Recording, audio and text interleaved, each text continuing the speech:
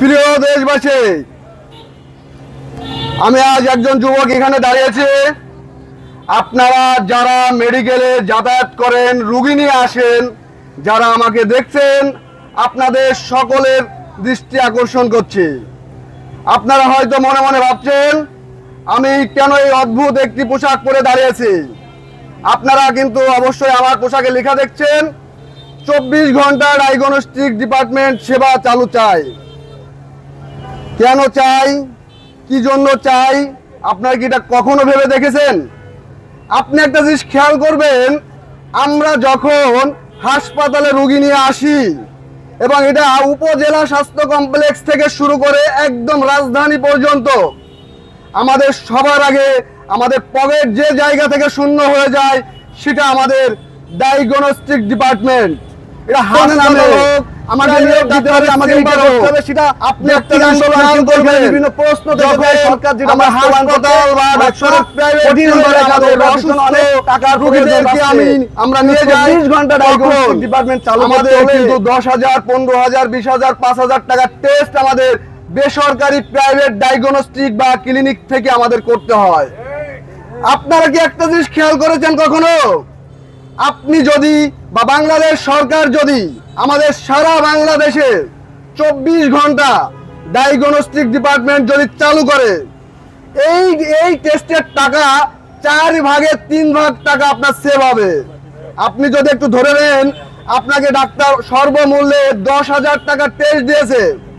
10,000 টাকার টেস্ট যদি আপনি সরকারি মেডিকেল থেকে করতে পারেন, আপনার মিনিমাম 2 থেকে 2,500 টাকায় আপনার সেই 10,000 টাকার টেস্ট হয়ে যাবে। আপনার 7 থেকে 7,500, 8,000 টাকা আপনার সেভ। আপনি কি একটাবার ভেবেছেন? আমরা কখনো এভাবে ভেবে দেখি নেই। এখন আপনাদের মনে প্রশ্ন আসতে পারে যে ভাই, 24 ঘন্টা ডায়াগনস্টিক ডিপার্টমেন্ট চালু করতে হলে তো সরকারের অনেক টাকা খরচ হবে, এবং আমাদের সুধী সমাজ যারা আছে বা বেশ কিছু আমাদের সাধারণ জনগণ সচেতন মহল যারা আছে তারা হয়তো ভাবতে পারে যে অনেক টাকা খরচ হবে। আপনাদেরকে আমি চোখে আঙ্গুল দিয়ে দেখিয়ে দিতে চাই, সরকার যদি 24 ঘন্টা উপজেলা স্বাস্থ্য কমপ্লেক্স থেকে শুরু করে রাজধানী বিশেষায়িত হাসপাতালে 24 ঘন্টা ডায়াগনস্টিক ডিপার্টমেন্ট চালু করে, সরকারের একটা টাকাও এক্সট্রা খরচ হবে না।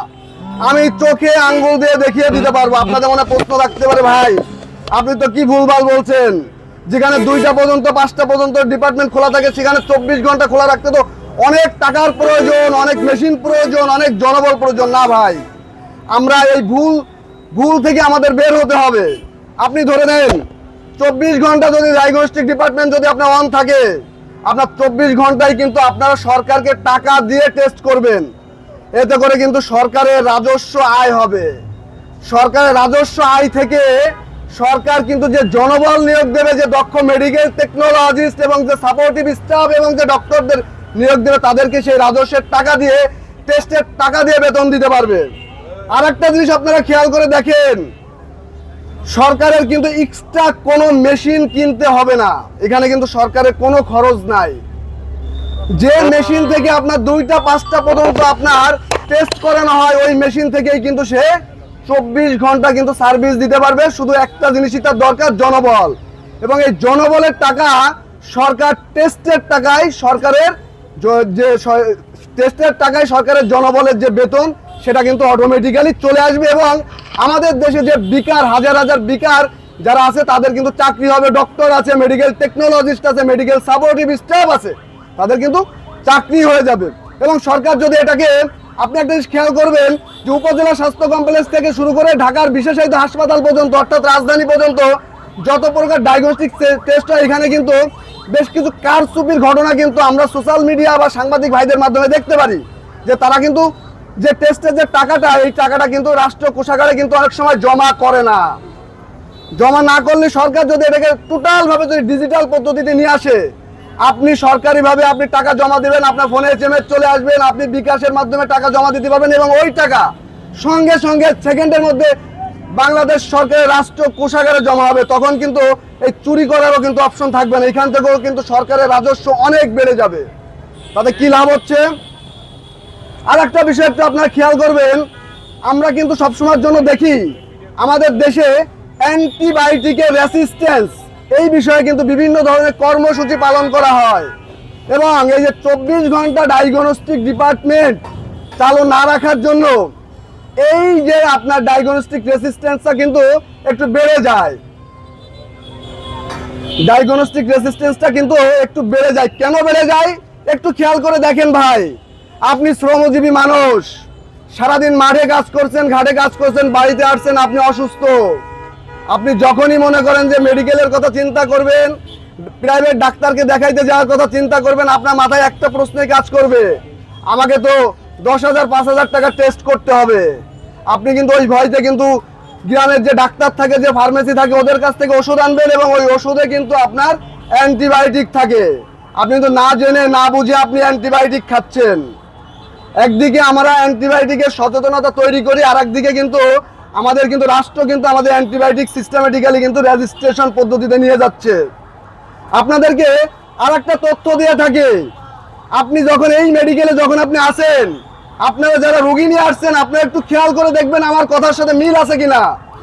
আপনাকে যখন ওয়ার্ডে যাবেন দেখবেন যে স্যালাইন নাই, নার্সে বলবে ওষুধ নাই। এখানে নার্সের কোনো দোষ নাই, মেডিকেলে সাপ্লাই থাকে না, বিভিন্ন ধরনের অজুহাত দেয়। আপনি টেস্ট করতে যাবেন, টেস্ট হয় না। আপনি এক্সরে করতে যাবেন, এক্সরে ফিল্ম নাই অথবা মেশিন নষ্ট। আপনি এমআরআই করতে যাবেন, এমআরআই মেশিন নষ্ট অথবা কোনো যান্ত্রিক ত্রুটি, বিভিন্ন এক্সকিউজ থাকে। কিন্তু আপনারা জেনে থাকবেন, বেশ কয়েকদিন আগে, এক সপ্তাহ হয়নি, পিপিআরসি নামে একটি গবেষণা প্রতিষ্ঠান, বাংলাদেশের power and participation research centre, এই গবেষণা প্রতিষ্ঠানটি সারা বাংলাদেশে গবেষণা করেছে এবং এই প্রতিষ্ঠানটি সরকারের পৃষ্ঠপোষকতায় চলে। তারা গবেষণা করে বের করেছে সারা বাংলাদেশে সরকার কিন্তু প্রতিটা হাসপাতালে, উপজেলা থেকে শুরু করে একদম প্রায় একদম রাজধানী পর্যন্ত প্রতিটা হাসপাতালে কিন্তু একটি বরাদ্দ দিয়ে থাকে, একটি বাজেট দিয়ে থাকে। ওই বাজেটের টাকায় কিন্তু তারা টেস্ট বলেন, ডায়াগনোসিস বলেন, ওষুধ বলেন, রোগীদের সেবায় ব্যবহার করে। এই জায়গায় সারা বাংলাদেশের মধ্যে মাত্র 94% হাসপাতালে সেই বাজেটের টাকা ব্যবহার করতে সক্ষম হয়েছে হাসপাতাল কর্তৃপক্ষ। আপনি কি বুঝতে পারতেছেন? আপনি যখন হাসপাতালে যান, যাওয়ার পরে আপনাকে কর্তৃপক্ষ বলে ভাই ওষুধ নাই, টেস্ট নাই। আমাদের প্রিয় সাংবাদিক ভাইরা যখন প্রশ্ন তোলে কেন নাই, তারা বলে যে বাজেট নাই, সরকার থেকে টাকা দেয় না, রোগী অনেক বেশি ভর্তি হয়। 100 বেডের হাসপাতাল 500 রোগী ভর্তি হয়। কিন্তু ভাই ডাক্তার ভাইদের কাছে জানতে চাই, আপনার যারা যে হাসপাতাল কর্তৃপক্ষের কাছে জানতে চাই, আপনারা যে 94% হাসপাতালে যে বাজেট আপনারা খরচ করতে পারেন নাই, সেই বাজেট তো বাজেয়াপ্ত হয়ে যাবে। এই যে 24 ঘন্টা ডায়াগনস্টিক ডিপার্টমেন্ট চালুর কথা বলছি, এই চালুতে যে বাজেটটা খরচ হয়নি, যে বাজেটটা অবশিষ্ট রয়ে গেছে, সেই বাজেটটাও কিন্তু কাজে লাগানো যায়। একইভাবে আমি বলতে চাই, এই সময় পিপিআরসির প্রতিবেদনও জানানো হয়েছে, এই যে বাজেট থাকাকালীন যেখানে 94% বাজেট হাসপাতাল কর্তৃপক্ষ খরচ করতে পারে নাই, সেখানে ওই একই সময়ে মাত্র 22% হাসপাতালে ঔষধ মজুদ ছিল। আপনি বুঝতে পারতেছেন, মেডিকেল কর্তৃপক্ষ আপনাদের প্রতিনিয়ত ঘোল খাওয়ায়। মেডিকেলের যারা পরিচালক মহোদয় থাকে, মেডিকেলের যিনি তত্ত্বাবধায়ক থাকে, মেডিকেলের যিনি স্বাস্থ্য কর্মকর্তা থাকে, তারা আপনাদেরকে প্রতিনিয়ত ঘোল খাওয়ায়। আমরা তাদেরকে মানব সেবার তকমা দিয়ে যাই, কিন্তু তারা জনগণের যে সঠিক যে এক্সিকিউট, তারা এটা করতে পারে না। তারা একই কাজে রোগীকে সেবা দিতে চায়, পাশাপাশি তারা আবার প্রশাসনিক দায়িত্ব নিতে চায়। পিপিআরসি ইতিমধ্যে বলেছেন, তাদের গবেষণায় একটা রোড ম্যাপ দিয়েছেন, সেখানে তারা মধ্যম মেয়াদী একটা প্রকল্পের কথা বলেছেন, যে হাসপাতাল কর্তৃপক্ষে প্রশাসনে হাসপাতাল ব্যবস্থাপনা ক্যাডার নিয়োগ দেওয়ার জন্য। আমরা যেমন পুলিশ ক্যাডার দেখি, আমরা যেমন স্বাস্থ্য ক্যাডার দেখি, আমরা যেমন প্রশাসন ক্যাডার দেখি, ঠিক একইভাবে পিপিআরসি সরকারকে প্রস্তাব দিয়েছে প্রশাসন ক্যাডারের জন্য। আমি জানি না এটা কখনো বাস্তবায়ন হওয়া সম্ভব কিনা।